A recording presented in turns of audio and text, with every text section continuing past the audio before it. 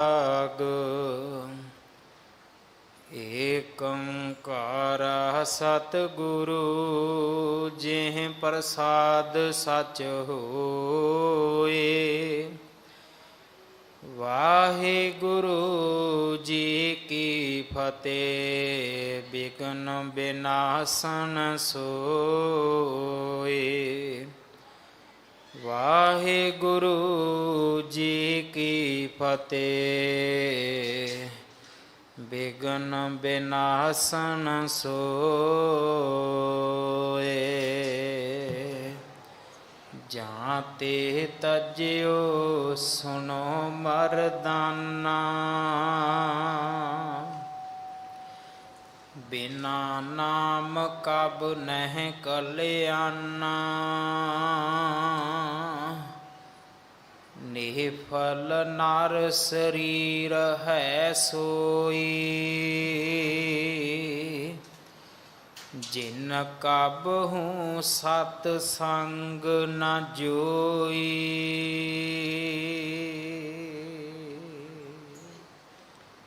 वाहिगुरु जी का खालसा वाहिगुरु जी की फतेह। गुरु दर ते हाजर गुरु सवारे खालसा जी, आप जी वडभागे हो जो 8वें पातशाह बाला प्रीतम सतगुरु जिस डिठै सब दुख जाए, इन्हां अजमतां वडियाइयां दे मालक गुरु हरकृष्ण साहब महाराज जी दे पवित्र चरण छो प्राप्त इतिहासक स्थान गुरुद्वारा बंगला साहब जी की यात्रा करदियां जुगो जुग अटल छतर चवर तखत दे मालक धन धन धन श्री गुरु ग्रंथ साहिब पातशाह महाराज जी दे हजूर मनुखा जीवन दियां घड़ियां नूं सफला कर रहे हो। सतगुरु सारियां दी यात्रा सफल करन। हुण समा है गुरु दरबार दे निजम अनुसार गुरु इतिहास दी चल रही लड़ीवार कथा दा अपनियां मन बिरतियां इकागर करो। रसना पवित्र कर दे एक बार, सारे उच्चारण करो जी सतनाम वाहिगुरु जी। ये इतिहास पहले पातशाह जाहर पीर जगत गुरु कल तारन आए श्री गुरु नानक देव महाराज जी का है।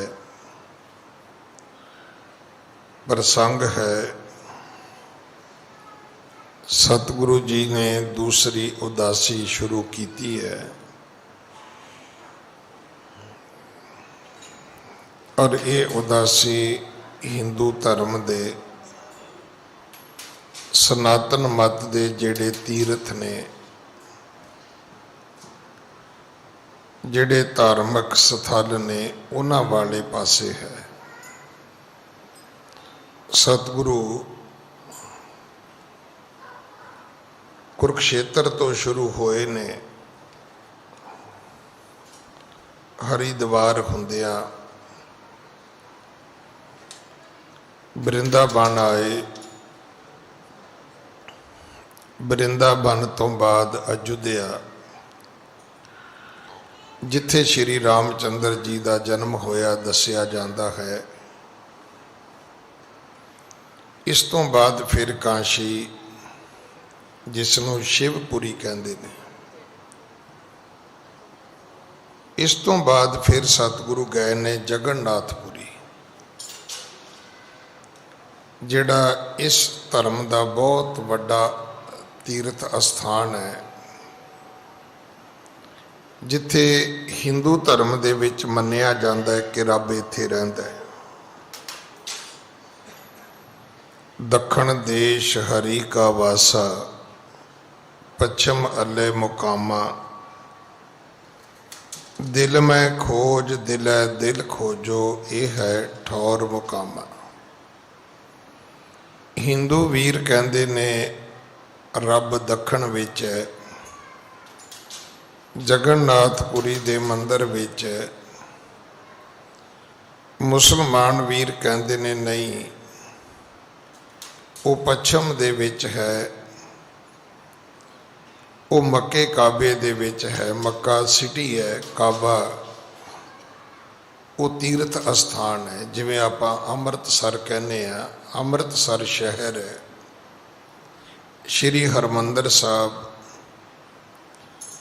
ਉਹ ਤੀਰਥ ਹੈ ਜਿਹਦਾ ਹਰ ਸਿੱਖ ਹਜ ਕਰਨਾ ਚਾਹੁੰਦਾ ਹੈ,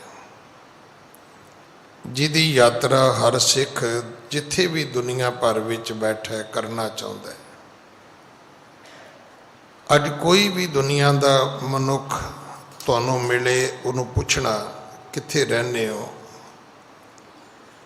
ਕਦੋਂ ਤੋਂ ਰਹਿੰਦੇ ਹੋ, ਤੁਹਾਨੂੰ ਕਹੇਗਾ ਜੀ ਪਤਾ ਨਹੀਂ, ਸਾਡੇ ਬਜ਼ੁਰਗ ਅਮਰੀਕਾ ਆਏ ਸੀ।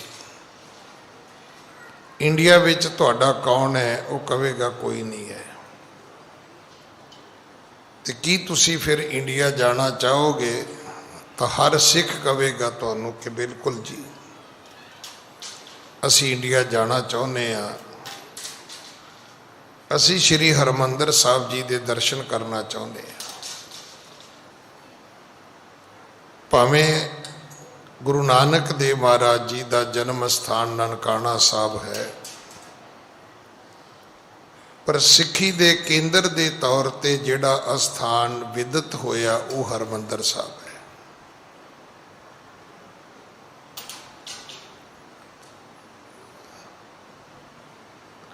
ਜਿਹੜੇ ਭਾਈ ਲਾਲ ਹੋਰੀ, ਭਾਈ ਮਰਦਾਨੇ ਦੇ ਵੰਸ਼ਜ ਕੀਰਤਨ ਕਰਦੇ ਹੁੰਦੇ ਸੀ ਨਨਕਾਣਾ ਸਾਹਿਬ, ਜਾਂ ਕਦੇ ਜਦੋਂ ਉਹਨਾਂ ਨੇ ਗੁਰਪੁਰਬਾਂ ਤੇ ਹਾਜ਼ਰੀ ਭਰਨੀ ਤਾਂ ਜਿਨ੍ਹਾਂ ਨੇ ਸੁਣਿਆ ਉਹ ਦੱਸਦੇ ਨੇ ਕਿ ਉਹ ਪੜ੍ਹਦੇ ਹੀ ਇੱਦਾਂ ਹੁੰਦੇ ਸੀ, ਸਤਿਗੁਰ ਨਾਨਕ ਪ੍ਰਗਟਿਆ ਇੱਥੇ, ਇੱਥੇ ਤੋਂ ਭਾਵ ਨਨਕਾਣਾ ਸਾਹਿਬ। ਰਾਮਦਾਸ ਸਰੋਵਰ ਨਹਾਤੇ ਉੱਥੇ, ਫਿਰ ਉਹਨਾਂ ਨੇ ਹਰਿਮੰਦਰ ਸਾਹਿਬ ਵਾਲੇ ਪਾਸੇ ਹੱਥ ਕਰਨਾ। ਹੁਣ ਇਹ ਉਹਨਾਂ ਦਾ ਇੱਕ ਅੰਦਾਜ਼ ਹੈ। ਪਰ ਜੇ ਅੱਜ ਅਸੀਂ ਸਿੱਖੀ ਦੇ ਵੱਡੇ ਤੀਰਥ ਅਸਥਾਨ ਦੀ ਗੱਲ ਕਰੀਏ ਤੇ ਜੋ ਮਾਨ ਪ੍ਰਤਿਸ਼ਠਾ ਸ੍ਰੀ ਹਰਿਮੰਦਰ ਸਾਹਿਬ ਦੀ ਹੈ, ਜਿਹਦੇ ਲਈ ਅਸੀਂ ਗੁਰੂ ਦੀ ਬਾਣੀ ਦੇ ਇਹ ਬਚਨ ਵੀ ਬੋਲਦੇ ਹਾਂ ਕਿ ਡਿਠੈ ਸਭੇ ਥਾਵ ਨਹੀਂ ਤੁਧ ਜਿਹਿਆ, ਬਦੋ ਸੋ ਪੁਰਖ ਵਿਦਾਤੇ ਤਾਂ ਤੂੰ ਸੋਹਿਆ। ਸੋ ਹਿੰਦੂਆਂ ਦੇ ਵਿੱਚ ਇੱਕ ਮਨੌਤ ਹੈ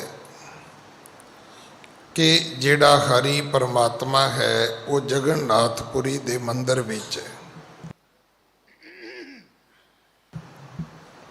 ਸਤਿਗੁਰੂ ਇੱਥੇ ਗਏ, ਉੱਥੇ ਜਿਹੜੇ ਪੰਡਿਤ ਲੋਕ ਸੀ ਉਹ ਦਿਨ ਵਿੱਚ 1-2 ਵਾਰੀ ਆਰਤੀ ਕਰਦੇ ਸੀ, ਬਾਕੀ ਕੁਝ ਨਹੀਂ ਸੀ। ਸਤਿਗੁਰੂ ਜੀ ਜਾ ਕੇ ਸਮੇਂ ਨਾਲ ਬੈਠ ਗਏ, ਪਰ ਆਰਤੀ ਦੇ ਵਿੱਚ ਖਲੋਤੇ ਨਹੀਂ, ਕਿਉਂਕਿ ਹਰ ਗੱਲ ਨੂੰ ਸ਼ੁਰੂ ਕਰਨ ਦਾ ਇੱਕ ਤਰੀਕਾ ਹੁੰਦਾ ਹੈ। ਜਿਹੜੇ ਪੱਤਰਕਾਰ ਲੋਕ ਹੁੰਦੇ ਨੇ ਨਾ, ਅਮੂਮਨ ਜਿਹੜੇ ਪੋਲੀਟੀਸ਼ੀਅਨ ਲੋਕ ਹੁੰਦੇ ਨੇ ਉਹ ਇਹਨਾਂ ਤੋਂ ਡਰਦੇ ਰਹਿੰਦੇ ਨੇ ਜਦੋਂ ਕਦੇ ਉਹਨਾਂ ਨੇ ਆਪ ਕੋਈ ਪ੍ਰੈਸ ਕਾਨਫਰੰਸ ਕਰਨੀ ਹੋਵੇ ਫਿਰ ਉਹ ਇਨਵਾਈਟ ਵੀ ਕਰਦੇ ਨੇ, ਫਿਰ ਚਾਹ ਪਾਰਟੀ ਵੀ ਕਰਦੇ ਨੇ, ਲੰਚ ਡਿਨਰ ਵੀ ਕਰਦੇ ਨੇ, ਪਰ ਉੱਦਾਂ ਉਹ ਪੱਤਰਕਾਰਾਂ ਤੋਂ ਕੰਨੀ ਕਤਰਾਉਂਦੇ ਨੇ। ਹੁਣ ਪੱਤਰਕਾਰ ਆਇਆ ਤੇ ਜਿਹੜਾ ਪੀਏ ਸੀ ਉਹਨੇ ਕਿਹਾ ਵੀ ਮੰਤਰੀ ਸਾਹਿਬ ਨੇ ਮਨਾ ਕੀਤਾ ਕਿ ਕੋਈ ਵੀ ਪ੍ਰੈਸ ਵਾਲਾ ਆਵੇ ਤੇ ਉਹਨੂੰ ਵਾਪਸ ਮੋੜ ਦੇਣਾ। ਹੁਣ ਪ੍ਰੈਸ ਵਾਲੇ ਵੀ ਜਿਹੜੇ ਨੇ ਉਹ ਇਹਨਾਂ ਦੇ ਵੀ ਬਾਪ ਹੁੰਦੇ ਨੇ। ਉਹ ਕਹਿੰਦਾ ਵੀ ਚਲੋ ਕੋਈ ਨਹੀਂ, ਸਾਹਿਬ ਆਉਣਗੇ ਤੇ ਮੈਂ ਸਤਿ ਸ੍ਰੀ ਅਕਾਲ ਤੇ ਕਹਿ ਹੀ ਸਕਦਾ ਨਾ। ਉਹ ਕਹਿੰਦਾ ਜੀ ਬਿਲਕੁਲ ਕਹਿ ਸਕਦੇ ਹੋ। ਹੁਣ ਮੰਤਰੀ ਸਾਹਿਬ ਆ ਗਏ, ਕਹਿੰਦਾ ਮੰਤਰੀ ਸਾਹਿਬ ਸਤਿ ਸ਼੍ਰੀ ਅਕਾਲ। ਕੀ ਹੋ ਗਿਆ, ਨਾਰਾਜ਼ ਹੋ ਗਏ ਹੋ ਸਾਡੇ ਤੋਂ? ਕਹਿੰਦਾ ਨਹੀਂ ਕੋਈ ਨਾਰਾਜ਼ ਨਹੀਂ, ਆ ਤੁਹਾਡਾ ਪੀਏ ਕਹਿੰਦਾ ਸੀ।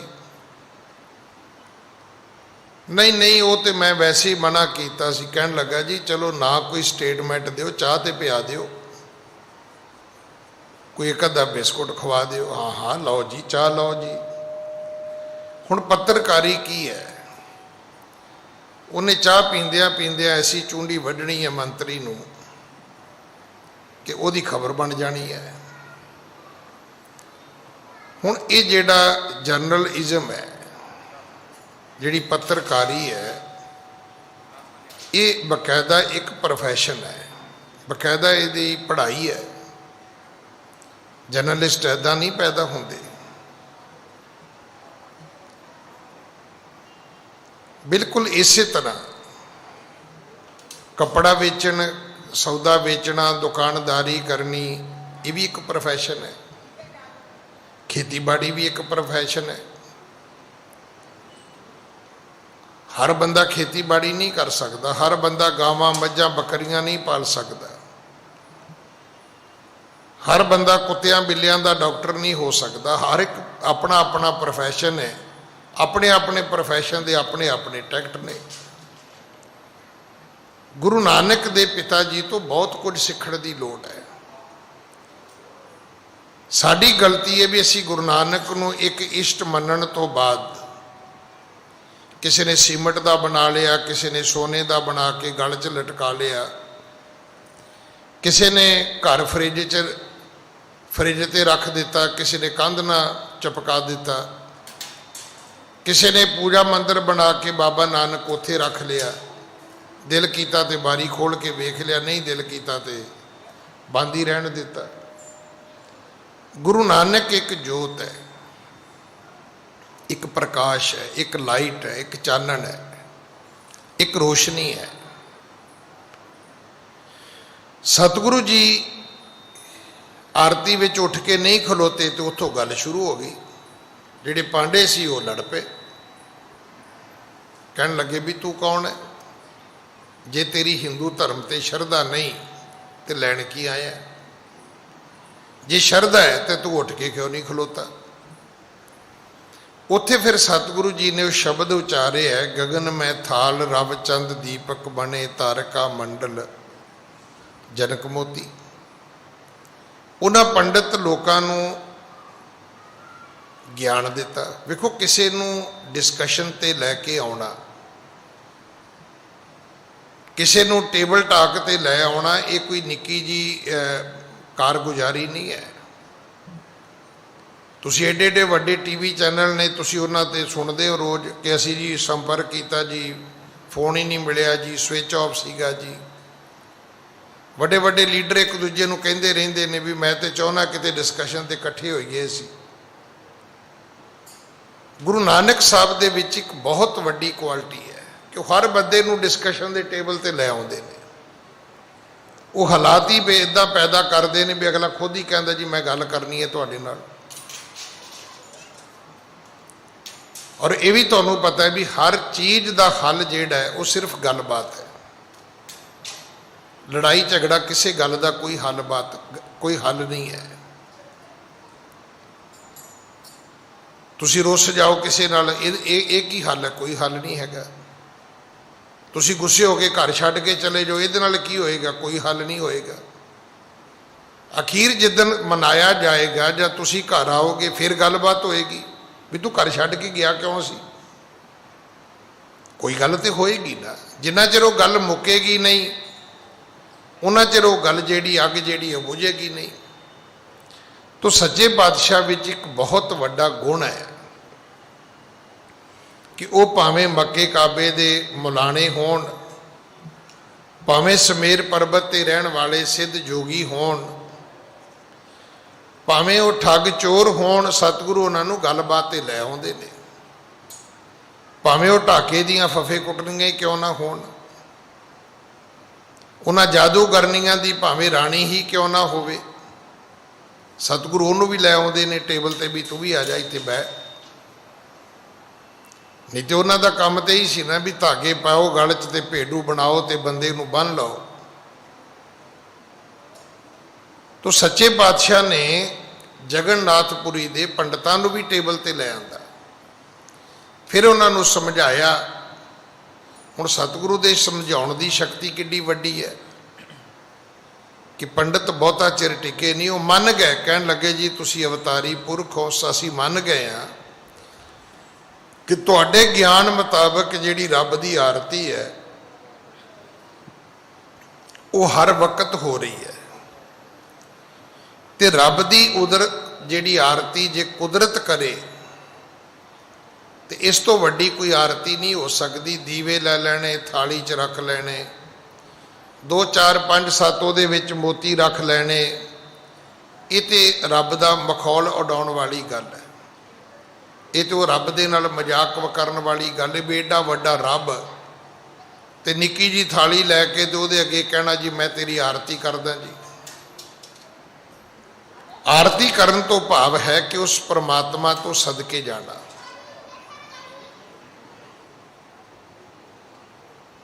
ਉਸ ਪਰਮਾਤਮਾ ਤੋਂ ਕੁਰਬਾਨ ਜਾਣਾ।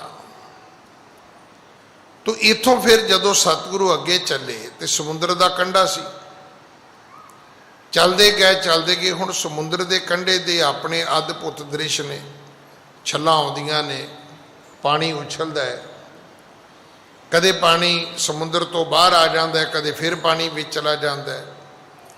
ਉੱਥੇ ਭਾਈ ਮਰਦਾਨੇ ਨੇ ਇੱਕ ਸ਼ਬਦ ਪੜ੍ਹਿਆ। ਸ਼ਬਦ ਪੜ੍ਹਦਿਆਂ ਕੀ ਵੇਖਿਆ ਕਿ ਉੱਥੇ ਇੱਕ ਮਰੇ ਬੰਦੇ ਦੀ ਇੱਕ ਡੈੱਡ ਬੋਡੀ ਪਈ ਹੈ, ਲਾਸ਼ ਪਈ ਹੈ। ਫਿਰ ਕੀ ਵੇਖਿਆ, ਇੱਕ ਬਘਿਆੜ ਤੁਰਿਆ ਆਉਂਦਾ ਹੈ। ਉਸ ਨੂੰ ਭੁੱਖ ਲੱਗੀ ਹੈ, ਉਹ ਖਾਣਾ ਚਾਹੁੰਦਾ ਹੈ। ਫਿਰ ਕੀ ਵੇਖਿਆ ਵੀ ਉਹ ਬੰਦੇ ਦਾ ਸਿਰ ਸੁੰਘਦਾ ਹੈ, ਪਿੱਛੇ ਮੁੜ ਜਾਂਦਾ ਹੈ। ਫਿਰ ਵਾਪਸ ਆਉਂਦਾ ਹੈ, ਫਿਰ ਉਹਦੇ ਪੈਰ ਸੁੰਘਦਾ ਹੈ, ਉਹਦਾ ਸਰੀਰ ਸੁੰਘਦਾ ਹੈ, ਫਿਰ ਮੁੜ ਜਾਂਦਾ ਹੈ। ਬਘਿਆੜ ਨੇ ਆਪਣਾ ਮੂੰਹ ਆਪਣਾ ਨੱਕ ਬੰਦੇ ਦੇ ਸਿਰ ਕੋਲ ਕੀਤਾ ਇੱਕ ਵਾਰੀ, ਦੂਜੀ ਵਾਰੀ ਪੈਰਾਂ ਕੋਲ ਕੀਤਾ, ਸਰੀਰ ਦੇ ਕੋਲ ਕਰਕੇ ਉਹਨੂੰ ਸ਼ਾਇਦ ਕੋਈ ਐਸੀ ਬਦਬੂ ਆਈ, ਕੋਈ ਐਸੀ ਮਾੜੀ ਕੋਈ ਉਹਨੂੰ ਸਮੈਲ ਆਈ ਹੈ, ਉਹ ਪਿੱਛੇ ਮੁੜ ਗਿਆ। ਭਾਈ ਮਰਦਾਨਾ ਜੀ ਬੜੇ ਅਚੰਭਤ ਹੋਏ, ਕਹਿਣ ਲੱਗੇ ਵੀ ਇਹ ਚੰਗੀ ਗੱਲ ਹੈ। ਨਹੀਂ ਗੱਲ ਜਦੋਂ ਸਮਝ ਵਿੱਚ ਆਈ ਤੇ ਪੁੱਛਿਆ ਵੀ ਬਾਬਾ ਜਿਹੜਾ ਬਘਿਆੜ ਹੁੰਦਾ ਹੈ ਕੀ ਉਹ ਮਰਿਆ ਬੰਦਾ ਨਹੀਂ ਖਾਂਦਾ? ਕੀ ਉਹ ਮਰੇ ਹੋਏ ਕਿਸੇ ਦਾ, ਜਾਨਵਰ ਦਾ, ਮਨੁੱਖ ਦਾ ਮਾਸ ਨਹੀਂ ਖਾਂਦਾ? ਸਤਿਗੁਰੂ ਕਹਿੰਦੇ ਵੀ ਖਾ ਲੈਂਦਾ। ਆਖਿਆ ਬਾਬਾ ਆ ਜਿਹੜੀ ਘਟਨਾ ਸਾਡੇ ਸਾਹਮਣੇ ਹੋਈ ਇਹ ਕੀ ਹੈ? ਸਤਿਗੁਰਾਂ ਨੇ ਦੱਸਿਆ, ਆਖਿਆ ਮਰਦਾਨਿਆਂ ਗੱਲ ਇਹ ਹੈ ਕਿ ਇਹ ਜਿਹੜਾ ਮਿਰਤਕ ਕੋ ਬ੍ਰਿਕ ਕੀਨ ਨਾ ਖਾਨਾ, ਸ਼੍ਰੀ ਪ੍ਰਭ ਸੋਂ ਬੂਝਤ ਮਰਦਾਨਾ, ਸੂੰਗ ਹਟਿਓ ਕਿਉਂ ਕਹਿਓ ਸੁਆਮੀ, ਘਟ ਘਟ ਕੇ ਤੁਮ ਅੰਤਰਜਾਮੀ। ਆਖਿਆ ਬਾਬਾ ਤੁਹਾਡੇ ਤੋਂ ਤਾਂ ਗੁੱਝੀ ਛੰਨੀ ਬਾਤ ਕੋਈ ਹੈ ਨਹੀਂ, ਮੈਨੂੰ ਨਹੀਂ ਸਮਝ ਆ ਸਕਦੀ ਕਿ ਬਘਿਆੜ ਨੇ ਬੰਦੇ ਨੂੰ ਕਿਉਂ ਨਹੀਂ ਖਾਧਾ, ਪਰ ਤੁਹਾਡੇ ਤੋਂ ਤਾਂ ਗੱਲ ਲੁਕੀ ਛਿਪੀ ਹੋ ਨਹੀਂ ਸਕਦੀ। ਸਤਿਗੁਰੂ ਕਹਿੰਦੇ ਹਾਂ ਮਰਦਾਨਿਆ, ਅਸਲ ਵਿੱਚ ਹੋਇਆ ਕੀ ਹੈ, ਮਿਰਤਕ ਬੇਮੁਖ ਨਾਮ ਤੇ ਨਹਿ ਕੀਨੋ ਸਤ ਸੰਗ, आँख न दर्स्यो संत कब, हृदय न हर को रंग। सतगुरु कहते बेमुख है जिहड़ा मरिया, इन्हें कदे अखां नाल किसी संत दे गुरु दे दर्शन नहीं कीते, इन्हें कदे नाम नहीं जपिया।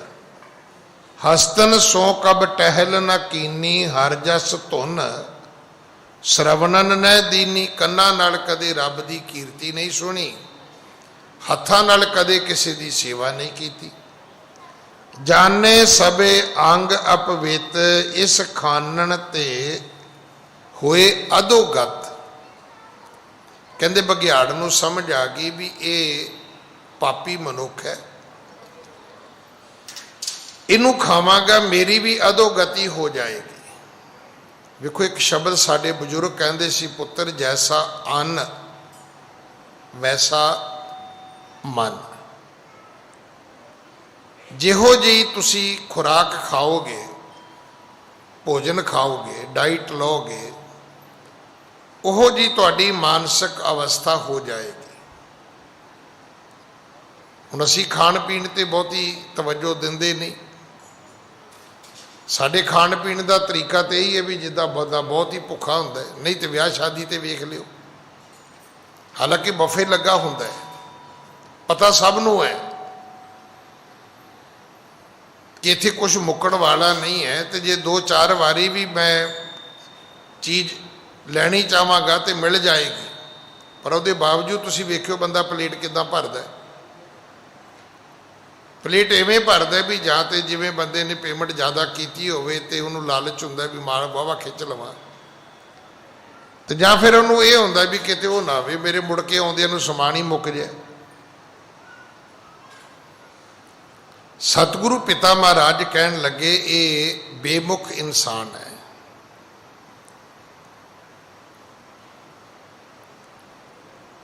बघियाड़ नूं समझ आ गई कि मेरी अधोगति होएगी इनू खा के, ये पापी है।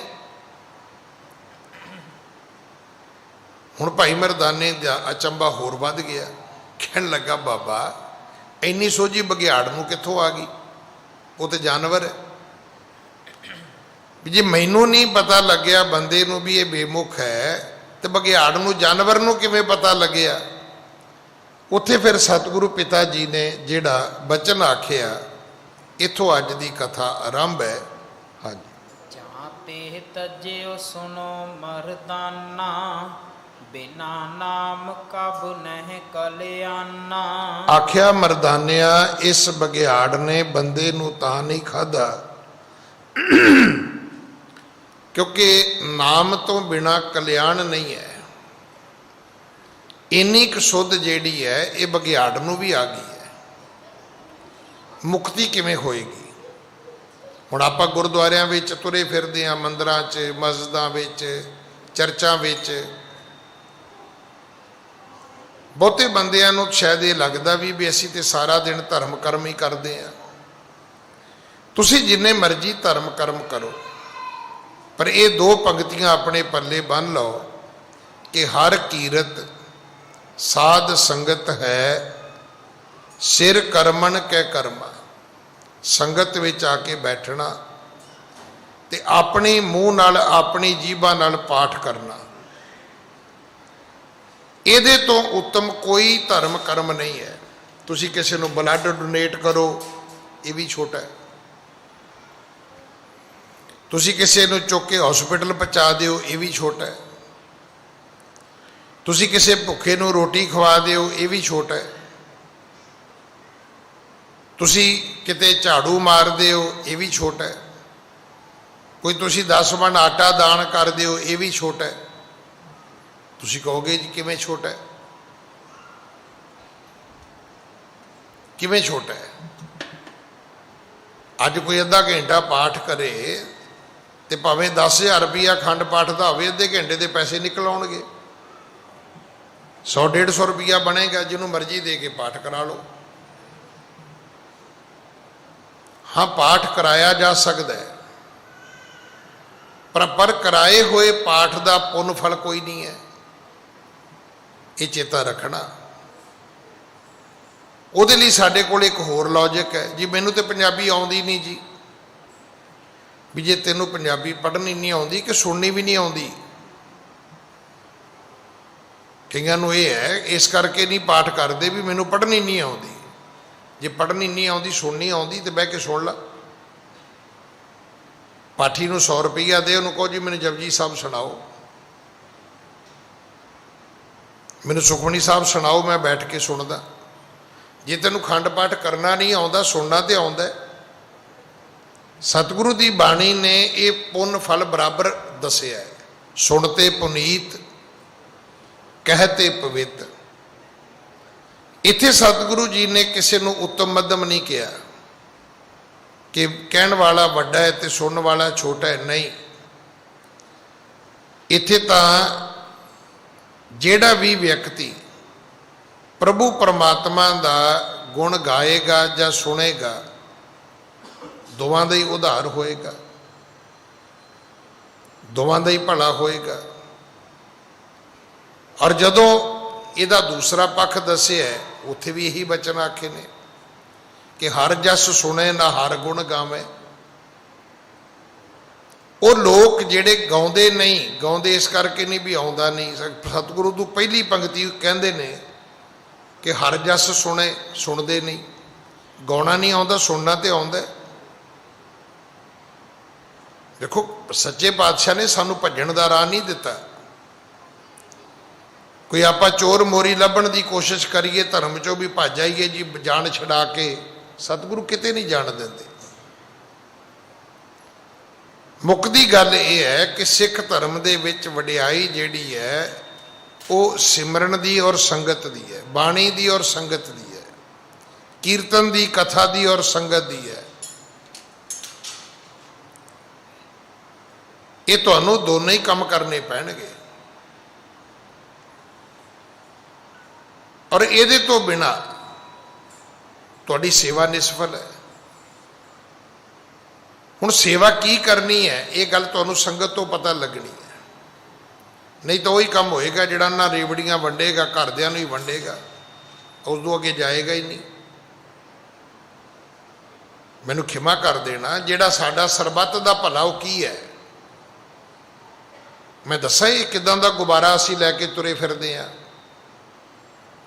ਕਿਤੇ ਬੱਸ ਪਲਟ ਗਈ, ਕਿਤੇ 2 4 10 15 20 ਗੱਡੀਆਂ ਦਾ ਐਕਸੀਡੈਂਟ ਹੋ ਗਿਆ। ਹੁਣ ਇਸ ਘਟਨਾ ਨੇ ਸਾਡਾ ਮਨ ਵਿਚਲਿਤ ਕੀਤਾ। ਉਸੇ ਵੇਲੇ ਭੱਜੇ ਅਸੀਂ, ਨਿਊਜ਼ ਸੁਣੀ, ਅਖਬਾਰ ਪੜ੍ਹੀ, ਇੱਧਰ ਉੱਧਰ ਟੈਲੀਫੋਨ ਵੀ ਕੀਤਾ, ਟੀਵੀ ਵੀ ਵੇਖਿਆ, ਖਬਰਾਂ ਸੁਣੀਆਂ ਜਾ ਕੇ। ਤੇ ਇੱਕ ਗੱਲ ਸਾਡੇ ਅੰਦਰੋਂ ਨਿਕਲੀ, ਸ਼ੁਕਰ ਹੈ। ਪੁੱਛੋ ਕਾਹਦਾ? ਕਹਿੰਦਾ ਆਪਣਾ ਕੋਈ ਨਹੀਂ ਸੀ ਹੈਗਾ ਉਹਦੇ 'ਚ। ਅੱਛਾ, ਜਿਹੜੇ ਉੱਥੇ ਮਰੇ ਉਹ ਕਿਤੇ ਪਾਕਿਸਤਾਨ ਤੋਂ ਬਾਰਡਰ ਪਾਰ ਕਰਕੇ ਆਏ ਸੀ, ਉਹ ਤੁਹਾਡੇ ਨਹੀਂ ਸੀ, ਕਿਹਦੇ ਸੀ ਉਹ? ਤੁਹਾਡੇ ਨਹੀਂ ਹੋਣਗੇ, ਪਰ ਰੱਬ ਦੇ ਬੰਦੇ ਤੇ ਹੈਗੇ ਸੀ। ਤੁਹਾਡੇ ਬਾਪ ਨਹੀਂ ਸੀ, ਕਿਸੇ ਦੇ ਬਾਪ ਹੋਣਗੇ। ਤੁਹਾਡੇ ਬੇਟੇ ਨਹੀਂ ਸੀ, ਕਿਸੇ ਦੇ ਬੇਟੇ ਹੋਣਗੇ। ਤੁਹਾਡੇ ਭੈਣ ਭਰਾ ਨਹੀਂ ਸੀ, ਕਿਸੇ ਦੇ ਤੇ ਭੈਣ ਭਰਾ ਵੀ ਹੋਣਗੇ। ਉਹ ਇਹ ਸਰਬੱਤ ਦਾ ਭਲਾ ਹੈ। ਇਹਦਾ ਅਰਥ ਇਹ ਹੈ ਵੀ ਸਾਡਾ ਸਰਬੱਤ ਦਾ ਭਲਾ ਸਾਡੇ ਤੱਕ ਹੀ ਹੈ। ਮੈਨੂੰ ਖਿਮਾ ਕਰਨਾ, ਜਦੋਂ ਕਰੋਨੇ ਦੀ ਬਿਮਾਰੀ ਚਾਈਨਾ ਵਿੱਚ ਆਈ ਹੈ ਨਾ, ਸਾਰੇ ਖੁਸ਼ ਸੀ। ਪਤਾ ਨਹੀਂ ਕੀ ਸਿਟੀ ਦਾ ਨਾਂ ਸੀ, ਸ਼ਾਇਦ ਪਤਾ ਨਹੀਂ, ਜਿੱਥੇ ਸਭ ਤੋਂ ਪਹਿਲਾਂ ਇਹ ਪ੍ਰਕੋਪ ਆਇਆ। ਅਸੀਂ ਟੀਵੀ ਤੇ ਵੇਖਦੇ ਸੀ ਵੀ ਉਹ ਚਾਈਨੀ ਜਿਹੜੇ ਲੋਕ ਨੇ ਪ੍ਰਸ਼ਾਸਨ ਦੇ, ਉਹ ਲੋਕਾਂ ਨੂੰ ਘਰਾਂ 'ਚ ਬੰਦ ਕਰਕੇ ਅੱਗੇ ਫੱਟੇ ਲੈ ਕੇ ਕਿੱਲ ਮਾਰੀ ਜਾਂਦੇ ਨੇ। ਆਪਾਂ ਬੜੇ ਖੁਸ਼ ਸੀ ਵੀ ਹੁਣ ਚੀਨੇ ਸੂਤ ਆਏ, ਪਰ ਸਾਨੂੰ ਨਹੀਂ ਸੀ ਪਤਾ ਵੀ ਸੂਤ ਅਸੀਂ ਵੀ ਆ ਜਾਣਾ। ਸਤਿਗੁਰੂ ਦੀ ਬਾਣੀ ਕਹਿੰਦੀ ਵੀ ਜ਼ਰੂਰ ਚੇਤਾ ਰੱਖੀ, ਪਰੋਸੀ ਕੇ ਜੋ ਹੁਆ ਤੂੰ ਆਪਣੇ ਭੀ ਜਾਣ। ਤਾਂ ਹੀ ਕਹਿੰਦੇ ਨੇ ਦੁਸ਼ਮਣ ਮਰੇ ਤੇ ਹੱਸੀਏ ਨਾ, ਸੱਜਣਾ ਵੀ ਤੁਰ ਜਾਣਾ। ਜਿਹੜੀ ਮੌਤ ਗੁਆਂਢੀ ਦੇ ਘਰ ਆਈ ਹੈ, ਇੱਕ ਦਿਨ ਇਹਨੇ ਤੇਰੇ ਘਰ ਵੀ ਆਉਣਾ ਹੈ। ਜਿਹੜੇ ਫਾਰਮੂਲੇ ਦੁਨੀਆ 'ਚ ਬਣ ਗਏ ਨੇ, ਇਹ ਅੱਜ ਕਿਸੇ ਤੇ ਲਾਗੂ ਨੇ, ਕੱਲ੍ਹ ਨੂੰ ਮੇਰੇ ਤੇ ਵੀ ਹੋਣਗੇ। ਇੰਡੀਆ 'ਚ ਜਿਹੜਾ ਕਾਨੂੰਨ ਬਣਿਆ, ਸ਼ਾਇਦ ਸਾਨੂੰ ਨਹੀਂ ਪਤਾ, ਲੁਧਿਆਣੇ ਦੀ ਇੱਕ ਜੇਲ੍ਹ ਹੈ, ਜਿਹੜੀ ਨਵੀਂ ਜੇਲ੍ਹ ਬਣੀ, ਉਹ ਬੜੀ ਕਮਾਲ ਦੀ ਗੱਲ ਹੈ। ਉਹ ਕਹਿੰਦੇ ਜਿਸ ਬੰਦੇ ਨੇ ਉਹਦਾ ਰਿਬਨ ਕੱਟਿਆ, ਸਭ ਤੋਂ ਪਹਿਲਾਂ ਮੁੜ ਕੇ ਉਸੇ ਬੰਦੇ ਨੂੰ ਉਸ ਜੇਲ੍ਹ ਦੇ ਵਿੱਚ ਆ ਕੇ ਰਹਿਣਾ ਵੀ ਪਿਆ। ਹੁਣ ਜੇਲ੍ਹ ਉਹਨੇ ਆਪਣੇ ਲਈ ਤੇ ਬਣਾਈ ਨਹੀਂ ਸੀ, ਬਣਾਈ ਕੈਦੀਆਂ ਲਈ। ਜਦੋਂ ਬਣਾਈ ਸੀ ਉਦੋਂ ਮੁੱਖ ਮੰਤਰੀ ਸੀ ਉਹ, ਪਰ ਮੁੜ ਕੇ ਉਸੇ ਜੇਲ੍ਹ ਦੇ ਵਿੱਚ ਆ ਕੇ ਉਹਨੂੰ ਦਿਨ ਵੀ ਕੱਟਣੇ ਪਏ। ਸਤਿਗੁਰੂ ਗੁਰੂ ਨਾਨਕ ਸਾਹਿਬ ਕਹਿਣ ਲੱਗੇ, ਮਰਦਾਨਿਆਂ ਗੱਲ ਸਿਰਫ ਇੰਨੀ ਹੈ ਕਿ ਇਹ ਜਿਹੜਾ ਬਘਿਆੜ ਹੈ, ਭਾਈ ਮਰਦਾਨਾ ਕਹਿੰਦਾ ਬਾਬਾ ਇਹ ਜਾਨਵਰ ਹੈ, ਇਹਨੂੰ ਕਿਵੇਂ ਸਮਝ ਆਈ? ਸਤਿਗੁਰੂ ਕਹਿੰਦੇ ਇਹਨੂੰ ਸਮਝ ਆਈ ਤੇਰੇ ਸ਼ਬਦ ਤੋਂ। ਸਮੁੰਦਰ ਦੇ ਕੰਢੇ ਜਿਹੜਾ ਤੂੰ ਸ਼ਬਦ ਗਾਇਆ ਹੈ, ਜਿਹੜੀ ਤੂੰ ਬਾਣੀ ਪੜ੍ਹੀ ਹੈ, ਇਹਦਾ ਅਸਰ ਇਸ ਜਾਨਵਰ ਤੇ ਵੀ ਹੋਇਆ ਹੈ। ਹੁਣ ਤੁਸੀਂ ਕਹੋਗੇ ਵੀ ਕਿੱਥੇ ਲਿਖਿਆ ਹੈ? ਪਸ਼ੂ ਪ੍ਰੇਤ ਮੁਗਧ ਕਉ ਤਾਰੇ। ਇਹ ਜਿਹੜੀ ਗੁਰਬਾਣੀ ਹੈ, ਇਹ ਖੱਤਰੀ ਬ੍ਰਾਹਮਣ ਸ਼ੂਦ ਵੈਸ਼ ਉਪਦੇਸ਼ 4 ਵਰਨਾ ਕੋ ਸਾਂਝਾ। ਇਹ ਕੇਵਲ 4 ਵਰਨਾ ਤੱਕ ਸੀਮਤ ਨਹੀਂ ਹੈ। ਇਹ ਆਲੇ ਦੁਆਲੇ ਦੇ ਜਿਹੜਾ ਵਾਤਾਵਰਨ, ਉਹਦੀ ਵੀ ਸ਼ੁੱਧੀ ਕਰਦੀ ਹੈ। ਆਲੇ ਦੁਆਲੇ ਰਹਿਣ ਵਾਲੇ ਹਰ ਜੀਵਾਂ ਦਾ ਉਧਾਰ ਗੁਰਬਾਣੀ ਕਰਦੀ ਹੈ। ਪਸ਼ੂ ਪ੍ਰੇਤ ਸਭ ਦਾ ਉਧਾਰ ਹੁੰਦਾ ਹੈ। ਤੋ ਸਤਿਗੁਰੂ ਪਿਤਾ ਜੀ ਕਹਿਣ ਲੱਗੇ, ਇਸੇ ਕਰਕੇ ਜਿਹੜਾ ਬਘਿਆੜ ਸੀ, ਇਹਨੇ ਬੰਦੇ ਨੂੰ ਨਹੀਂ ਖਾਧਾ। ਉਹਨੂੰ ਇੰਨੀ ਕੁ ਸਮਝ ਆ ਗਈ ਵੀ ਇਹ ਪਵਿੱਤਰ ਹੈ। ਇਹਨੇ ਕਦੇ ਗੁਰੂ ਦੇ ਦਰਸ਼ਨ ਨਹੀਂ ਕੀਤੇ, ਇਹਨੇ ਕਦੇ ਸੰਗਤ ਨਹੀਂ ਕੀਤੀ, ਇਹਨੇ ਕਦੇ ਪਾਠ ਨਹੀਂ ਕੀਤਾ। ਮਰਨ ਵਾਲੇ ਮ੍ਰਿਤਕ ਨੇ, ਤੇ ਜੇ ਇਹੋ ਜਿਹੇ ਬੰਦੇ ਦਾ ਮਾਸ ਮੈਂ ਖਾਵਾਂਗਾ ਤੇ ਮੇਰੀ ਵੀ ਅਧੋਗਤੀ ਹੋਏਗੀ। ਹਾਂਜੀ। ਨਿਫਲ ਨਰ ਸਰੀਰ ਹੈ ਸੋਈ, ਜਿਨ ਕਬਹੂ ਸਤ ਸੰਗ ਨ ਜੋਈ। ਜਿਸ ਵਿਅਕਤੀ ਨੇ ਸਤ ਸੰਗ ਨਹੀਂ ਕੀਤਾ, ਉਸ ਵਿਅਕਤੀ ਦਾ ਸਰੀਰ ਨਿਸਫਲ ਹੈ। ਹੁਣ ਤੁਸੀਂ ਕਹੋ ਜੀ ਸੰਗਤ ਵਿੱਚ ਕੀ ਹੁੰਦਾ ਹੈ? ਸੰਗਤ ਦੀ ਇੱਕ ਹੀ ਪੰਕਤੀ ਪੱਲੇ ਬੰਨ ਲਓ, ਇਤ ਸੰਗਤ ਨੇਚੋ ਤਰਨਾ। ਜਿਹੜਾ ਵਿਅਕਤੀ ਇਸ ਸੰਗਤ ਵਿੱਚ ਆ ਜਾਏਗਾ, ਉਹ ਨਿਰਸੰਦੇਹ ਇਸ ਪਾਵਰ ਸਾਗਰ ਤੋਂ ਪਾਰ ਹੋ ਜਾਏਗਾ। ਦੇਖੋ ਹੁਣ ਤੁਸੀਂ ਇੱਥੇ ਆਏ ਹੋ, ਤੁਹਾਨੂੰ ਗੱਲ ਸਮਝ ਆਉਂਦੀ ਨਹੀਂ ਆਉਂਦੀ, ਪਰ ਇੱਕ ਗੱਲ ਦੀ ਗਰੰਟੀ ਹੈ ਕਿ ਜਿੰਨੇ ਮਿੰਟ ਜਿੰਨੇ ਘੰਟੇ ਤੁਸੀਂ ਇੱਥੇ ਬੈਠੇ ਹੋ ਸਕਦਾ ਇੱਥੇ ਬੈਠਿਆਂ ਵੀ ਪੁੱਠੇ ਸਿੱਧੇ ਖਿਆਲ ਆਉਣ। ਇਹ ਪੋਸੀਬਲ ਹੈ, ਹੋ ਸਕਦਾ ਹੈ। ਪਰ ਇੱਕ ਗੱਲ ਜ਼ਰੂਰ ਹੈ, ਇੱਥੇ ਬੈਠ ਕੇ ਹੋ ਸਕਦਾ ਤੁਸੀਂ ਕੋਈ ਮਾੜਾ ਚਿਤਵਿਆ ਹੋਵੇ, ਪਰ ਮਾੜਾ ਕਰ ਤੇ ਨਹੀਂ ਸਕੇ ਨਾ। ਪ੍ਰੈਕਟੀਕਲੀ ਤੁਸੀਂ ਬਚ ਗਏ। ਮੇਰਾ ਇੱਕ ਮਿੱਤਰ ਹੈ, ਉਹਦੇ ਜੀਵਨ ਵਿੱਚ ਬੜੀ ਵੱਡੀ ਟ੍ਰੈਜਡੀ ਹੋਈ, ਉਹਦੇ ਆਪਣੇ ਘਰ ਵਿੱਚ ਹੋਈ। ਉਸ ਬੰਦੇ ਨੂੰ 9 ਮਹੀਨੇ, ਸ਼ਾਇਦ 10 ਮਹੀਨੇ ਜੇਲ੍ਹ ਵੀ ਕੱਟਣੀ ਪਈ। ਤੁਸੀਂ ਯਕੀਨ ਕਰੋਗੇ ਬਰੀ ਕਿਵੇਂ ਹੋਇਆ? ਬਰੀ ਇਸ ਕਰਕੇ ਹੋਇਆ ਵੀ ਉਹਦੀ ਜੇਬ 'ਚ ਬੱਸ ਦੀਆਂ ਟਿਕਟਾਂ ਸੀ। ਹੁਣ ਟਿਕਟਾਂ ਤਾਂ ਉਹਨੇ ਪਹਿਲੇ ਦਿਨ ਵੀ ਵਿਖਾਈਆਂ ਪੁਲਿਸ ਨੂੰ, ਪਰ ਪੈਸੇ ਦਾ ਪ੍ਰਭਾਵ ਸੀ, ਰਾਜਨੀਤੀ ਦਾ ਪ੍ਰਭਾਵ ਸੀ, ਅਫਸਰਸ਼ਾਹੀ ਦਾ ਜਾਣ ਪਛਾਣ ਦਾ ਪ੍ਰਭਾਵ ਸੀ। ਅਗਲਿਆਂ ਨੇ ਚੁੱਕਿਆ ਤੇ ਜੇਲ੍ਹ ਸੁੱਟਤਾ। ਹੁਣ ਇਹ ਪ੍ਰਭਾਵ ਤੁਹਾਡਾ ਪਰਚਾ ਕੱਟਣ ਤੱਕ ਤੇ ਠੀਕ ਹੈ, ਜੇਲ੍ਹ 'ਚ ਤਾਂ ਨਹੀਂ ਚੱਲਦਾ। ਉਹਨੇ ਵਕੀਲ ਦੇ ਥਰੂ ਜੇਲ੍ਹ 'ਚ ਕੋਈ ਗੱਲ ਕਹੀ, ਉਹਨੇ ਕਿਹਾ ਜੀ ਆਹ ਮੇਰੇ ਕੋਲੇ ਪ੍ਰੂਫ ਹੈ। ਜਦੋਂ ਇਹ ਘਟਨਾ ਹੋਈ ਮੈਂ ਉੱਥੇ ਹੈ ਹੀ ਨਹੀਂ ਸੀ। ਹੁਣ ਤੁਹਾਨੂੰ ਪਤਾ ਹੀ ਇੰਡੀਆ ਦੀ ਜਿਊਰੀ ਦਾ, ਜੁਡੀਸ਼ਰੀ ਦਾ ਵੀ ਉਹ ਲੇਟ ਬੜੀ ਹੈ। ਅਖੀਰ ਉਹਨਾਂ ਨੇ ਜਿਹੜਾ ਟਰਾਂਸਪੋਰਟ ਡਿਪਾਰਟਮੈਂਟ ਸੀ ਉਹਨੂੰ ਪੁੱਛਿਆ ਵੀ ਇਹ ਦੱਸੋ ਟਿਕਟਾਂ ਤੁਹਾਡੀਆਂ ਨੇ? ਕਹਿੰਦੇ ਜੀ ਬਿਲਕੁਲ ਸਾਡੀਆਂ ਨੇ।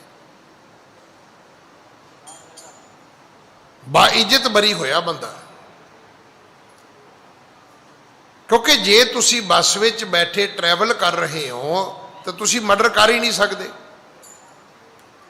ਅਗਰ ਇਹ ਸਾਬਤ ਕਰ ਦਿੱਤਾ ਜਾਏ ਕਿ ਤੁਸੀਂ ਸੰਗਤ ਵਿੱਚ ਬੈਠੇ ਹੋ ਤੇ ਇਹਦਾ ਅਰਥ ਇਹ ਹੈ ਕਿ ਤੁਸੀਂ ਪਾਪ ਨਹੀਂ ਕਰ ਸਕਦੇ। ਤੇ ਜਿਹੜਾ ਵਿਅਕਤੀ ਰੋਜ਼ ਘੰਟਾ ਕਰਦਾ ਹੈ, ਅੱਧਾ ਘੰਟਾ ਕਰਦਾ ਹੈ, ਤੁਸੀਂ ਇਹਦੀ ਕਾਊਂਟਿੰਗ ਕਰ ਲੈਣਾ। 1 ਸਾਲ ਬਾਅਦ ਕਿੰਨਾ ਟਾਈਮ ਹੋ ਗਿਆ ਜੀ? 50 ਸਾਲਾਂ ਬਾਅਦ ਕਿੰਨਾ ਸਮਾਂ ਹੋ ਗਿਆ ਜੀ? ਤੇ ਸਤਿਗੁਰੂ ਤਾਂ ਕਹਿੰਦੇ ਨੇ ਇੱਕ ਘਰੀ ਆਦੀ ਹੂੰ ਫੁਨਾਦ ਭਗਤਨ ਸੇਤੀ ਗੋਸ਼ਟੇ ਜੋ ਕੀਨੇ ਸੋ ਲਾਭ। ਚਾਹੀਦਾ ਤੇ ਇੱਕ ਛਿਣ ਮਾਤਰ ਸਮਾਂ ਸੀ, ਸਾਡੀ ਜ਼ਿੰਦਗੀ 'ਚੋਂ ਤੇ 5 7 10 ਸਾਲ ਨਿਕਲ ਆਉਣੇ ਆ ਵੀ ਇੰਨਾ ਚਿਰ ਇਸ ਬੰਦੇ ਨੇ ਸਤਸੰਗ ਕੀਤਾ ਹੈ ਬਈ। ਤੋ ਇੰਨੇ ਸਮੇਂ 'ਚ ਕਦੇ ਤੇ ਉਹ ਛਿਣ ਆਇਆ ਹੀ ਹੋਏਗਾ ਨਾ। ਵੇਖੋ ਇੱਥੇ ਬੈਠੇ ਆ, ਕਦੇ ਕਥਾ ਤੋਂ ਸਾਡਾ ਮਨ ਦਰਬਦਾ। ਤੁਸੀਂ ਮੈਨੂੰ ਵੇਖਿਆ ਹੋਣਾ, ਕਈ ਕਥਾ ਕਰਦਾ ਕਰਦਾ ਮੈਂ ਖੁਦ ਹੀ ਰੋ ਪੈਣਾ। ਉਹ ਜਦੋਂ ਮਨ ਦਰਬਦਾ ਹੈ, ਹੁਣ ਉਸ ਵੇਲੇ ਤੇ ਇੰਨਾ ਆਪਾਂ ਕਹਿ ਸਕਦੇ ਵੀ ਮੇਰਾ ਧਿਆਨ ਕਿਤੇ ਹੋਰ ਸੀਗਾ। ਉਹ ਛਿਣ ਜਿਹੜੇ ਹੋਣਗੇ, ਭਾਵੇਂ ਉਹ ਥੋੜੇ ਹੀ ਹੋਣ, ਉਹ ਤੁਹਾਡੀ ਇਕਾਗਰਤਾ ਦੇ ਹੋਣਗੇ, ਤੁਹਾਡੇ ਰੱਬ ਦੇ ਪਿਆਰ ਵਿੱਚ ਭਿੱਜੇ ਹੋਣ ਦਾ ਸਬੂਤ ਹੋਣਗੇ। ਤੇ ਪਤਾ ਨਹੀਂ ਉਹ ਟੱਚ ਤੁਸੀਂ ਜ਼ਿੰਦਗੀ 'ਚ ਕਿੰਨੇ ਵਾਰੀ ਪ੍ਰਾਪਤ ਕੀਤਾ ਹੋਏਗਾ। ਤੋ ਸਤਿਗੁਰੂ ਕਹਿੰਦੇ ਵੀ ਇਹ ਮਰਦਾਨਿਆਂ ਬਘਿਆੜ ਨੂੰ ਵੀ ਸਮਝ ਆ ਗਈ, ਉਹਨੇ ਨਹੀਂ ਖਾਧਾ। ਪਰ ਬੰਦਿਓ ਤੁਸੀਂ ਵੀ ਸੁਣ ਲਓ ਕਿ ਬਿਨਾਂ ਰੱਬ ਦੀ ਭਗਤੀ ਤੋਂ, ਬਿਨਾਂ ਪਰਮਾਤਮਾ ਦੇ ਪਿਆਰਿਆਂ ਦੀ ਸੰਗਤ ਤੋਂ ਮੁਕਤੀ ਨਹੀਂ ਹੋ ਸਕਦੀ। ਜਿਹੜੀ ਆਪਾਂ ਸੇਵਾ ਕਰਦੇ ਹਾਂ ਨਾ, ਫਲ ਸੇਵਾ ਦਾ ਵੀ ਮਿਲੇਗਾ, ਪਰ ਸੇਵਾ ਨਾਲ ਕੀ ਮਿਲੇਗਾ? ਤੁਹਾਨੂੰ ਰਾਜ ਭਾਗ ਮਿਲ ਜਾਏਗਾ, ਮੁਕਤੀ ਨਹੀਂ ਮਿਲੇਗੀ।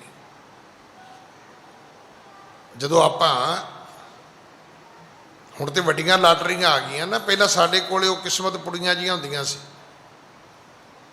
ਉਹ ਪੁੱਟੀ ਜਾਈਦੀਆਂ ਸੀ। ਕਈ ਵਾਰੀ ਤੋਂ ਪੈਸੇ ਮੁੱਕ ਜਾਂਦੇ ਹੁੰਦੇ ਸੀ, ਕਈ ਵਾਰੀ ਮਿੱਠੀਆਂ ਗੋਲੀਆਂ ਜੀਆਂ ਨਿਕਲ ਆਉਣੀਆਂ, ਕਈ ਵਾਰੀ ਖਿਡੌਣੇ ਜੇ ਨਿਕਲ ਆਉਣੇ। ਤੇ ਇੱਕ ਨਾ ਉੱਤੇ ਰੁਪਈਆ ਜਿਹਾ ਲੱਗਾ ਹੁੰਦਾ ਸੀ, ਕਈ ਵਾਰੀ ਰੁਪਈਆ ਹੀ ਨਿਕਲ ਆਉਂਦਾ ਸੀ। ਉਹਦੇ ਨਾਲ ਕੀ ਹੁੰਦਾ ਸੀ ਵੀ ਥੋੜਾ ਜਿਹਾ ਹੋਰ ਖੇਡ ਲੋਗੇ, ਹੋਰ ਕੀ ਹੋਏਗਾ? ਸੇਵਾ ਕਰੋਗੇ ਤੇ ਰੁਪਈਆ ਨਿਕਲ ਆਏਗਾ। ਰੁਪਈਏ ਨਾਲ ਕੀ ਹੋਏਗਾ ਵੀ ਖੇਡ ਖਤਮ ਨਹੀਂ ਹੋਗੀ, ਹੋਰ ਖੇਡ ਲੋਗੇ। ਸੇਵਾ ਕਰਨ ਨਾਲ ਹੋ ਸਕਦਾ ਇੱਕ ਜਨਮ ਰਾਜ ਭਾਗ ਦਾ ਮਿਲ ਜਾਏ, ਪਰ ਰਾਜ ਭਾਗ ਜਿੰਨਾ ਮਰਜ਼ੀ ਕਰ ਲਓ, ਇਹ ਚੇਤਾ ਰੱਖਣਾ, ਜੇ 100 ਵਰਿਆਂ ਜੀਵਣਾ ਭੀ ਤਨ ਹੋਸੀ ਖੇ, ਮਰਨਾ ਤੇ ਫਿਰ ਪੈਣਾ, ਮੌਤ ਫਿਰ ਨਿਸ਼ਚਿਤ ਹੈ। ਆਵਾਗਮਨ ਨਹੀਂ ਮਿਟੇਗਾ। ਇਹ ਠੀਕ ਹੈ ਤੁਸੀਂ ਚੰਗੇ ਕੰਮ ਕਰਦੇ ਹੋ, ਨੇਕੀ ਕਰਦੇ ਹੋ, ਨੇਕੀ ਦਾ ਤੁਹਾਨੂੰ ਪੁੰਨ ਫਲ ਮਿਲਦਾ। ਪੁੰਨ ਫਲ ਕੀ ਮਿਲਦਾ? ਅਗਲੇ ਜਨਮ ਵਿੱਚ ਥੋੜੇ ਜਿਹੇ ਸੁੱਖ ਜ਼ਿਆਦਾ ਮਿਲ ਜਾਂਦੇ ਨੇ। ਮੁਕਤੀ ਤਾਂ ਫਿਰ ਨਹੀਂ ਬਣੀ, ਤੇ ਉਹ ਟਾਈਮ ਮੁੱਕ ਜਾਣਾ। ਉਮਰ ਤੇ 100 ਸਾਲ ਵੀ ਹੋਵੇ ਤਾਂ ਕੀ ਹੋਇਆ? ਕੁਛ ਵੀ ਨਹੀਂ ਹੈ। ਅਜੇ ਕੱਲ੍ਹ ਦੀਆਂ ਗੱਲਾਂ ਬਜ਼ੁਰਗ ਚੇਤਾ ਕਰਦੇ ਨੇ ਜਦੋਂ ਹਿੰਦੁਸਤਾਨ ਪਾਕਿਸਤਾਨ ਬਣੇ ਆ, ਪਰ ਅੱਜ 1947 ਤੋਂ ਲੈ ਕੇ 21 ਦਾ ਵੇਖੋ ਕਿੰਨੇ ਸਾਲ ਬਣ ਗਏ ਨੇ। 53 ਉਹ ਲਾ ਲਓ, 21 ਉੱਤੋਂ ਲਾ ਲਓ, 74 75 ਸਾਲ ਹੋ ਗਏ ਨੇ। ਕੱਲ੍ਹ ਦੀਆਂ ਗੱਲਾਂ ਨੇ।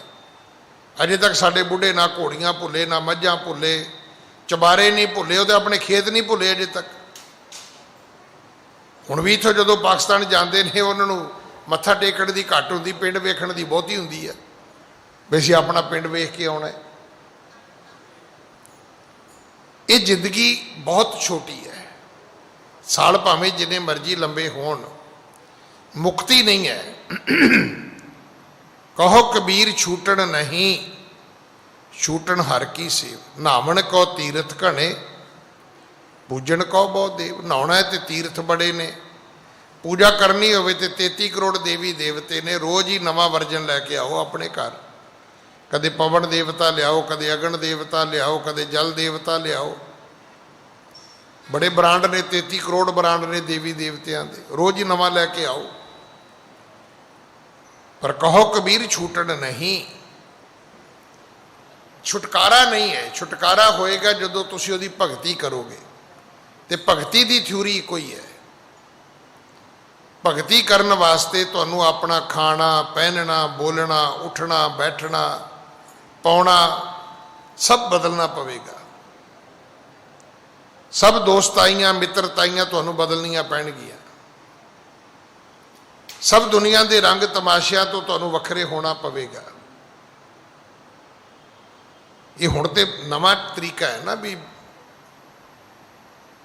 मस्जिद विच गए तो चंदा देता, मैं खाने विच गया तो शराब पी ली, तो आपे ही सोच लिया भी अल्लाह भी राजी है शैतान भी राजी है।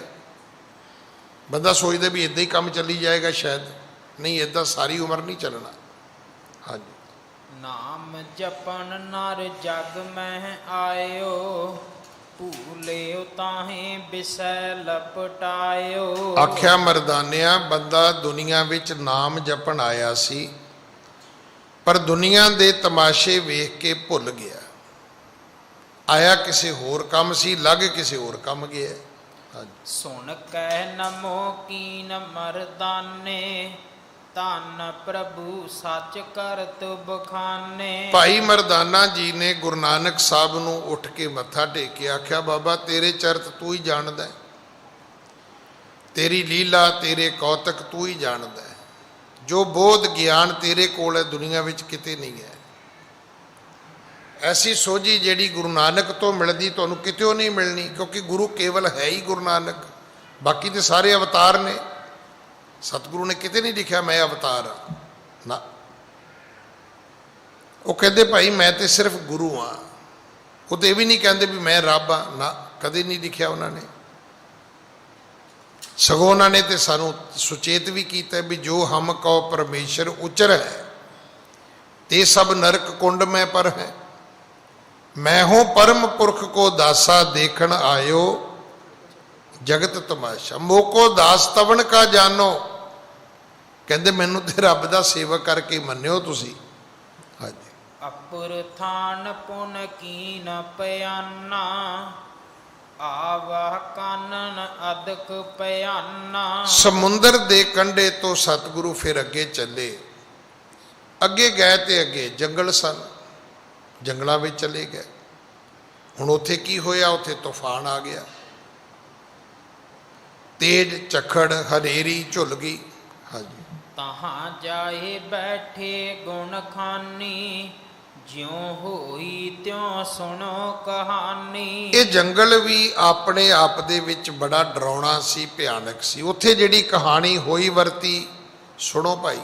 हाँ जी। तहसिन उठी विसाल अंधेरी, भै दायक आरुन रंग गेरी। हुण इत्थे जिहड़ी अंधेरी उठी है बड़ी डरावनी सी। एक तो हवा तेज, एक कहते उस हनेरी का रंग हो गया गेरुआ लाल।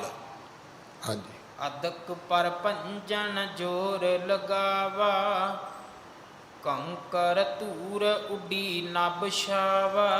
हनेरी ने जमीन तो कंकर भी चुक लै, मिट्टी भी चुक लई, उहदे विच पत्थर दे किणके भी चुक लै। हुण पता नहीं तुसीं तेज हनेरियां चलदियां वेखियां कि नहीं वेखियां। जिहड़े रेतले इलाके हुंदे ने ना, जदों उत्थे हनेरी चलदी है तो हनेरी इदां दी चलदी है भी एक थां रेत का टिब्बा हुंदा है, तो जदों हनेरी हटदी उत्थे वो नहीं हुंदा, जिथे नहीं हुंदा उत्थे बनिया हुंदा है। इसे तरह हड़ ने, जदों हड़ आउंदे ने, जिथे दरिया वगदे हुंदे ने ते उन्हां दे जिहड़े कंढे हुंदे ने कई वारी टुट जांदे ने, तो नतीजा की निकलदा है। जिथे दरिया पहला वगदा सी उत्थे की, उत्थे रेत ही रेत इकट्ठी हो गई, तो जिस पासे सारा समतल सी वो सारा ही रुड़ गया, तो उत्थे दरिया ने अपना नवा वहण बना लिया। तां ही कहते ना भी दरिया अपने रस्ते आप बनाउंदे ने। जिहड़ियां खुदाई कीती जांदियां ने वो नदियां हुंदियां ने, दरियावां दी खुदाई नहीं हुंदी। ਸਾਡੇ ਮੁਲਕ ਦੀ ਤਰਾਸਦੀ ਇਹੀ ਹੈ ਸਭ ਤੋਂ ਵੱਡੀ। ਸ਼ਹਿਰਾਂ ਦੇ ਸ਼ਹਿਰ, ਪਿੰਡਾਂ ਦੇ ਪਿੰਡ ਡੁੱਬ ਜਾਂਦੇ ਨੇ, ਮਹੱਲਿਆਂ 'ਚ ਪਾਣੀ ਭਰ ਜਾਂਦਾ ਹੈ। ਤੁਸੀਂ ਅਮਰੀਕਾ ਦੇ ਵਿੱਚ ਕਿੰਨੀ ਆਪਦਾ ਸੁਣਦੇ ਹੋ। ਜੇ ਕੋਈ ਸੁਨਾਮੀ ਆਉਂਦੀ ਤਾਂ ਉੱਥੇ ਆਉਂਦੀ ਹੈ, ਰੀਟਾ ਆਉਂਦਾ ਹੈ ਤੇ ਉੱਥੇ ਆਉਂਦਾ ਹੈ, ਟਰਨਾਡੋ ਆਉਂਦੇ ਨੇ ਤਾਂ ਉੱਥੇ ਆਉਂਦੇ ਨੇ, ਬੜੇ ਬੜੇ ਭਿਆਨਕ ਤੂਫਾਨ ਆਉਂਦੇ ਨੇ, ਉੱਥੇ ਦੁਨੀਆ ਸਟਕ ਹੋ ਜਾਂਦੀ ਹੈ, ਸਭ ਕੁਝ ਰੁਕ ਜਾਂਦਾ ਹੈ। ਕਈ ਕਈ ਦਿਨ ਬਿਜਲੀ, ਸਭ ਡਿਪਾਰਟਮੈਂਟ ਸਭ ਖਤਮ ਹੋ ਜਾਂਦੇ, ਪਰ ਫਿਰ ਠੀਕ ਹੋ ਜਾਂਦਾ ਹੈ। ਇਸੇ ਕਰਕੇ ਉਹਨਾਂ ਨੇ ਆਪਣੀ ਜਿਹੜੀ ਦੇਸ਼ ਦੀ ਜਿਹੜੀ ਸਰਤਲ ਜ਼ਮੀਨ ਹੈ ਉਹਨੂੰ ਕਦੇ ਕਿਸੇ ਨੂੰ ਪੱਧਰਾ ਕਰਨ ਦੀ ਇਜਾਜ਼ਤ ਨਹੀਂ ਦਿੱਤੀ। ਕਲੋਨੀਆਂ ਵੇਖੋਗੇ, ਸ਼ਹਿਰ ਵੇਖੋਗੇ, ਹਾਈਵੇ ਵੇਖੋਗੇ, ਕਦੇ ਤਾਂ ਚੜੀ ਜਾਂਦੇ ਨੇ, ਕਦੇ ਠਾਂ ਉਤਰੀ ਜਾਂਦੇ ਨੇ। ਸਾਡੇ ਤੇ ਕਿਰਾਏ ਮਾਰ ਮਾਰ ਕੇ ਜ਼ਮੀਨਾਂ ਤੇ ਸੜਕਾਂ ਦੇ ਹਾਲਾਤ ਜਿਹੜੇ ਨੇ ਆਪਾਂ ਸਾਰੇ ਵੇਖਦੇ ਹੀ ਹਾਂ ਕੀ ਹੈ। 10 ਸਾਲ ਜਿਹੜੀ ਹੈ ਉਹ ਗੱਡੀਆਂ ਉੱਦਾਂ ਟੁੱਟਦੀਆਂ ਰਹਿੰਦੀਆਂ ਨੇ, ਸੜਕ ਨਹੀਂ ਬਣੀ, ਤੇ 10 ਸਾਲਾਂ ਬਾਅਦ ਉਹ ਸੜਕ ਵੈਸੀ ਛੋਟੀ ਹੋ ਜਾਂਦੀ ਹੈ, ਉਧਰੋਂ ਟ੍ਰੈਫਿਕ ਵੱਧ ਜਾਂਦਾ ਹੈ। ਫਿਰ ਉਹ ਸੜਕ ਜਿਹੜੀ ਹੈ ਫਿਰ ਜਦੋਂ ਕਿਤੇ ਕੁਦਰਤੀ ਆਪਦਾ ਆਉਂਦੀ ਹੈ ਉਹ ਫਿਰ ਰੁੜ ਜਾਂਦੀ ਹੈ, ਕਿਉਂਕਿ ਨੇਚਰ ਦੇ ਅਕੋਰਡਿੰਗ ਨਹੀਂ ਹੈ, ਕੁਦਰਤ ਦੇ ਅਨੁਸਾਰ ਨਹੀਂ ਹੈ। ਕੁਦਰਤ ਨੇ ਕਿਸੇ ਦੀ ਮਰਜ਼ੀ ਨਾਲ ਨਹੀਂ ਚੱਲਣਾ, ਕੁਦਰਤ ਨੇ ਆਪਣੀ ਮਰਜ਼ੀ ਨਾਲ ਚੱਲਣਾ ਹੈ। ਕੁਦਰਤ ਮੁਲਕਾਂ ਤੋਂ, ਸਾਇੰਸ ਤੋਂ ਥੋੜਾ ਚੱਲਦੀ ਹੈ।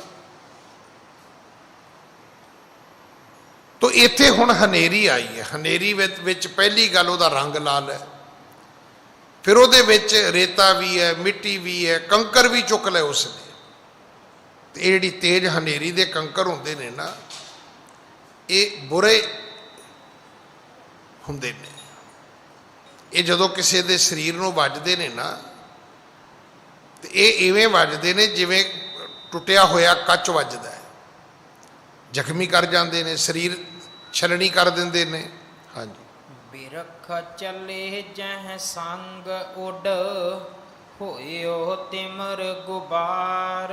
ਕਵੀ ਜੀ ਕਹਿੰਦੇ ਰੁੱਖ ਉੱਡ ਤੁਰੇ, ਇਹੋ ਜਿਹਾ ਝੱਖੜ ਆਇਆ, ਇਹੋ ਜੀ ਆਪਦਾ ਆਈ ਹੈ, ਇਹੋ ਜਿਹਾ ਭਿਆਨਕ ਸਮਾਂ ਬਣ ਗਿਆ ਕਿ ਬਿਰਖ ਚੱਲੇ ਜੇ ਸੰਗ ਉੱਡ, ਹੋਇਓ ਤਿਮਰ ਗੁਬਾਰ।